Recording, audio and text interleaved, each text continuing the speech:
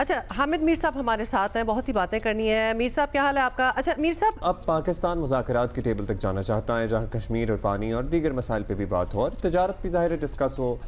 India वाले शायद क्या लग यही रहा है कि नहीं मानेंगे। अब हकीकत भी यही है कि भारतीय हुकूमत बैकफुट पर है, सख्त प्रेशर में भी है।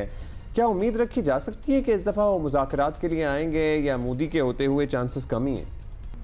देखिए, जो आपने सवाल किया ना, उस सवाल में आपकी और मेरी और पाकिस्तानियों की एक अक्सरियत जो है उनके जज्बात की तर्जुमानी भी है कि हम पाकिस्तानी मुज़ाकरात के ज़रिए तमाम मसाइल हल करना चाहते हैं। लेकिन अगर मैं एक जर्नलिस्ट की हैसियत से, अगर मैं हिस्ट्री के एक स्टूडेंट की हैसियत से तारीख़ पे निगाह डालता हूँ, तो जो ट्रैक रिकॉर्ड नज़र आता है मुझे मुख्तलिफ इंडियन गवर्नमेंट्स का, वो ये नज़र आता है कि ये जब ट्रबल में होते हैं ना, जब ये फंसते हैं, जब इनको शिकस्त अपने सामने डांस करती हुई नज़र आती है, तो ये फ़ौरन सीज़ फायर पर राज़ी हो जाते हैं, ये मुज़ाकरात पर भी राज़ी हो जाते हैं।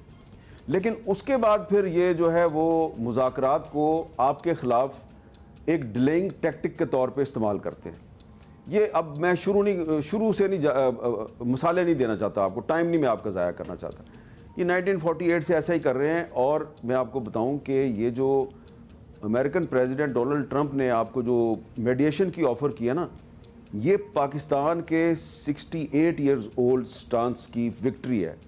1957 में फ़र्स्ट टाइम पाकिस्तान के प्राइम मिनिस्टर हुसैन शहीद सोहरावर्दी साहब अमेरिका गए, अमेरिकन प्रेसिडेंट आइजनहावर से मीटिंग की और उनको कन्विंस किया कि आप कश्मीर पर पाकिस्तान और इंडिया के दरमियान मीडिएशन करवाएं, या फिर आप यूनाइटेड नेशंस में जो रेजोल्यूशन है कश्मीर की, आप उनको इम्प्लीमेंट करवाएं। तो आइजनहावर साहब ने आपसे उसकी एक प्राइस मांगी थी, because there is no free lunch in America.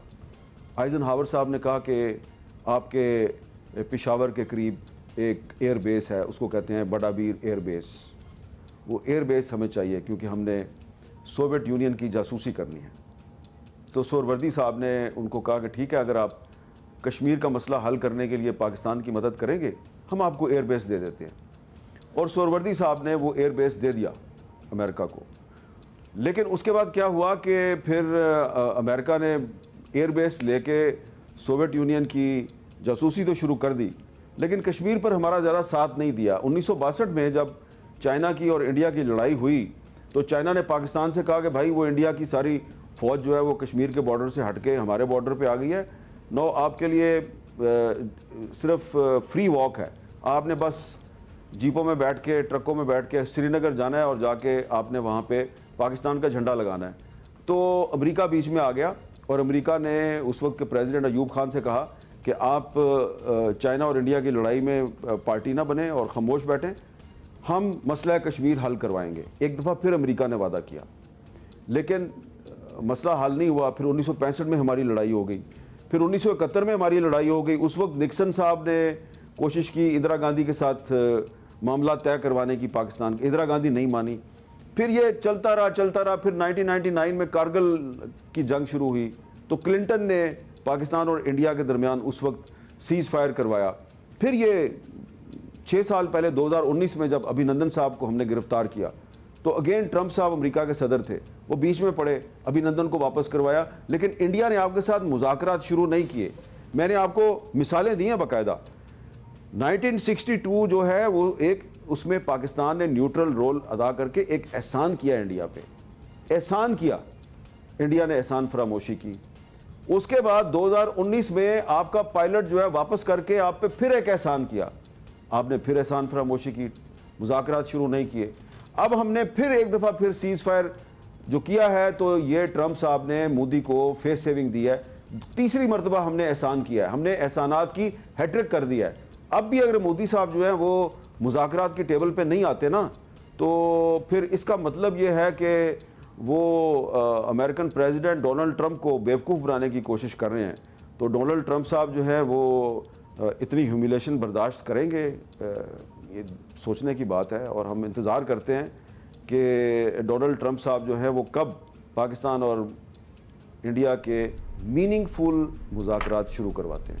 इंतजार हम सबको ही है, अच्छा। लेकिन बहुत ज़्यादा इंतजार नहीं होगा इंडिया को जिस तरफ वो जाना चाह रहे हैं डोनाल्ड ट्रंप साहब। और ख़ास तौर पे जिस तरफ चल रहे हैं, चले उसी की बात कर लेते हैं, क्योंकि एक तरफ इंडिया के साथ ये हो रहा है और दूसरी जानिब इजराइल को भी एक बहुत बड़ा धचका लगा है। और वो अपने ही ऑब्वियसली महल्ले के चौधरी तो बनना चाहते थे, लेकिन ट्रंप का दौरा सऊदी अरब जो है ये बताने के लिए काफ़ी है कि अमेरिका इस इलाके की बड़ी पावर किसको देख रहा है। और वो इसके बाद दोहा भी जाएंगे और ममालिक भी जाएंगे। Absolutely. इजराइल नहीं गए हैं और ना जाने तो का इरादा है इजराइल को ये एक फिलहाल। पैगाम ही हो गया ना। तो क्या मशरक़ वस्ता में भी बैलेंस ऑफ पावर बहाल होता आप देख रहे हैं अमीर साहब? देखिए, जो ट्रंप साहब है ना इस वक्त, वो ये समझते हैं कि इजरायली प्राइम मिनिस्टर नेतन्याहू ने उनको ह्यूमिलेट किया है।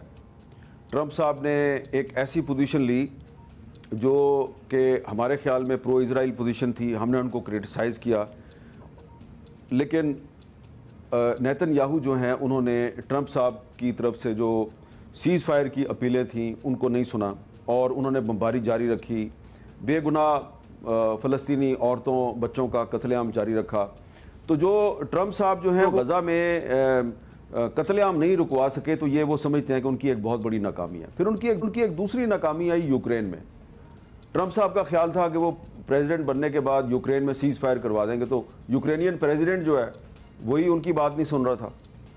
तो अब ये ट्रंप साहब को तीसरा मौका मिला है कि इंडिया और पाकिस्तान की जो कश्मीर में लड़ाई है, तो इसको रुकवा कर उन्होंने कोशिश ये की है कि पाकिस्तान और इंडिया के दरमियान मीडिएशन करवाएं और मसला कश्मीर हल करें। और वो बार बार कश्मीर का जिक्र कर रहे हैं और इसमें उनकी सऊदी अरब ने काफ़ी मदद की है। तो अब ट्रंप साहब सऊदी अरब गए हैं तो वहाँ पे बहुत से मामलात पे बात होगी, इस मामले पे भी बात होगी, कश्मीर के मामले पे भी बात होगी।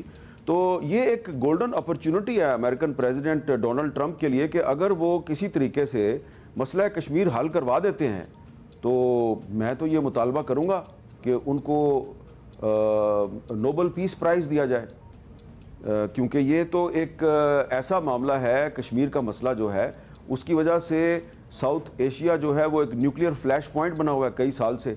एक चंद दिन पहले इंडिया और पाकिस्तान एक एटमी जंग के करीब थे, लेकिन ट्रंप साहब ने एटमी जंग रुकवाई। तो अब अगर वो मसला कश्मीर भी हल करवा देते हैं तो ये इस पूरे रीजन की कामयाबी नहीं होगी, ये पूरी इंटरनेशनल कम्युनिटी की कामयाबी होगी, क्योंकि यहाँ पर साउथ एशिया में अमेरिका का भी इंटरेस्ट है और चाइना का भी इंटरेस्ट है, यूरोप का भी इंटरेस्ट है, हमारा भी इंटरेस्ट है, आपका भी इंटरेस्ट है, इंडिया का भी इंटरेस्ट है। तो हम में से कोई भी लड़ाई नहीं चाहता। तो अगर डोनाल्ड ट्रंप कश्मीर का मसला हल करवा देते हैं तो यकीनन वो नोबल पीस प्राइज़ के हकदार ठहरेंगे। लेकिन हम तो चाहते हैं कि कश्मीर का मसला हल हो और डोनाल्ड ट्रंप को नोबल पीस प्राइज़ मिल जाए। क्या नरेंद्र मोदी और बीजेपी ऐसा चाहती है? इस सवाल का जवाब तो नरेंद्र मोदी का आने वाले चंद दिनों का जो रवैया है वही इसका जवाब देगा। उम्मीद है कि डोनाल्ड ट्रंप साहब जो है इस अपॉर्चुनिटी को अपने हाथ से नहीं जाने देंगे और नोबल पीस प्राइज़ का चांस लग रहा है, ले लेना चाहिए उनको। Let's see, we would all wait for that कि अगर सदर ट्रंप आके ये सारी चीज़ें कराने में कामयाब हो जाते हैं तो फिर तो मगर हो जाते तमाम तो अवार्ड उन्हें मतलब ले ले नोबेल पीस प्राइज जाने चाहिए। अच्छा अमीर साहब, कमिंग बैक टू भारत, ज़ाहिर है उन्हें बहुत सारे महाजों पर नाकामी हुई है, जंग में तो सर्टनली हुई ही, सिफारतकारी पे हुई, उनके मीडिया ने अपना मजाक उड़ाया, जिस तरह की हरकतें और जिस तरह की मिस इन्फॉर्मेशन उन्होंने फैलाई। और एक ये भी वजह है जिसकी वजह से दुनिया ने उनके नैरेटिव और उनके मौक़िफ़ को तस्लीम नहीं किया, क्योंकि उन्होंने अपना इमेज तबाह कर लिया। लेकिन आपको लगता है कि उन्हें भी अंदर अंदर कहीं पता है कि हमारे साथ ये हुआ है, या वो बस वो एक आंखों पे पर्दा डाले बैठे हैं और मतलब उन्हें कोई आई गई होगी। हाँ, उन्हें कोई नहीं समझा सकता कि हाँ हमारे साथ ये हो गया है? देखें, वक्त गुजरने के साथ साथ अब तो नरेंद्र मोदी साहब जो हैं उन्होंने भी मानना शुरू कर दिया है कि उनको शिकस्त हो चुकी है। कल शाम को उन्होंने जो एक एक्स पर अपना स्टेटमेंट पोस्ट किया है, यकीनन आपकी नज़रों से गुजरा होगा, लेकिन आपके और आपके नाजरीन की आसानी के लिए मैं उसको पढ़ देता हूँ। मोदी साहब जो हैं उन्होंने कहा है, To those who feel slightly dejected at their scores, I want to tell them One M can never define you. Your journey is much bigger and your strengths go far beyond the mark sheet. Stay confident, stay curious because great things await. तो मोदी साहब ने कहा है कि जो score था, यानी कि स्कोर जो कि पहले 5-0 था फिर 6-0 हो गया, तो वो कह रहे हैं जी इस स्कोर से मुझे पता है कि कुछ लोग डिजेक्टेड हैं, लेकिन वो कह रहे हैं जी कि इंतज़ार करें, अभी great things are going to happen. तो ये एक तरह से एतराफ़ शिकस्त भी है, लेकिन साथ ही साथ वो once again trying to fool his own public, अपने लोगों को बेवकूफ़ बनाने की कोशिश कर रहे हैं और ये शो कर रहे हैं कि शायद ये कोई इंडिया और पाकिस्तान की जंग नहीं थी, ये कोई एयर फोर्स की लड़ाई नहीं थी, ये कोई हमारी जो ग्राउंड फोर्सेस हैं उनकी लड़ाई नहीं थी, शायद ये कोई बॉक्सिंग मैच था जिसका एक राउंड जो है वो पाकिस्तान जीत गया, तो अब अगला राउंड हम जीतेंगे।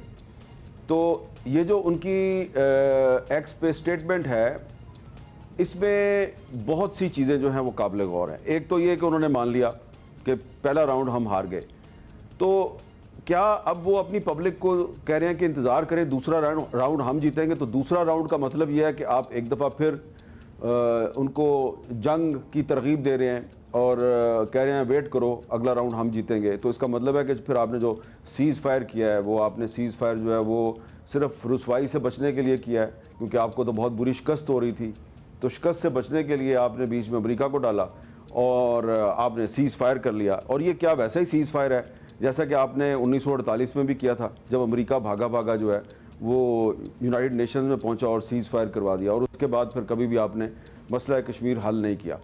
तो इंडियन मीडिया में बहुत से आर्टिकल्स जो हैं वो ऐसे शाया हो रहे हैं जिसमें कहा जा रहा है कि इंडिया को न सिर्फ ये कि एक मिलिट्री डिफीट हुई है, बल्कि इंडिया को एक डिप्लोमेटिक डिफीट भी हुई है।